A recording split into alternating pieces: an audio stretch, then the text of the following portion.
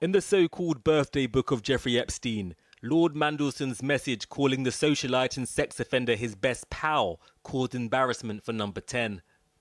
A week that began with questions over the now former ambassador to the US has ended with them pointed at the Prime Minister. Keir Starmer's government now has to explain what they knew and when. We knew all the publicly available information. We knew that he had an association with Epstein that went beyond his conviction. These were put into the context of the challenges the country faced and the talents we needed to get to serve the country at that moment in time. Of course, if we knew then what we know now, he wouldn't have been appointed. It wouldn't have been appropriate. The man Peter Mandelson had been deployed to influence in Washington was also implicated in the Epstein documents released to the public, which may explain why some felt him appropriate for the role.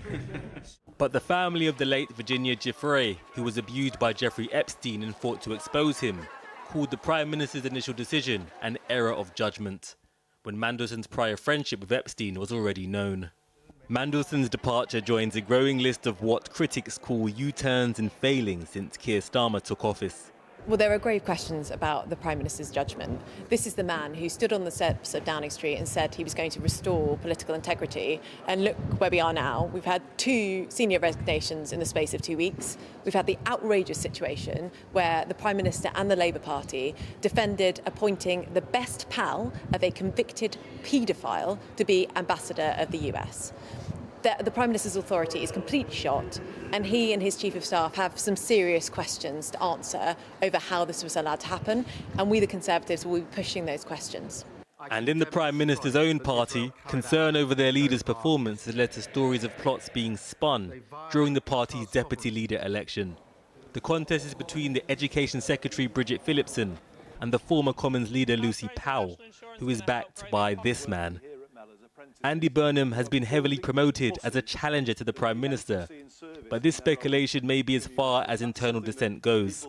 The Mayor of Manchester is not even a Member of Parliament, and removing a Labour Prime Minister has procedural challenges.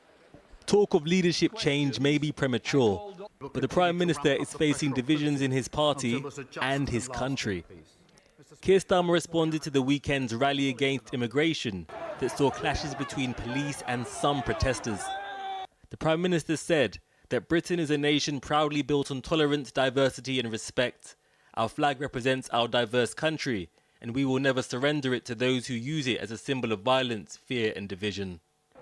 But if unity is the aim, next week the Prime Minister welcomes a president accused of stoking division, as President Trump makes a state visit. To many, Keir Starmer's relationship with President Trump has been one of his biggest successes, and the hope will be that this visit can help shift the mood on his leadership.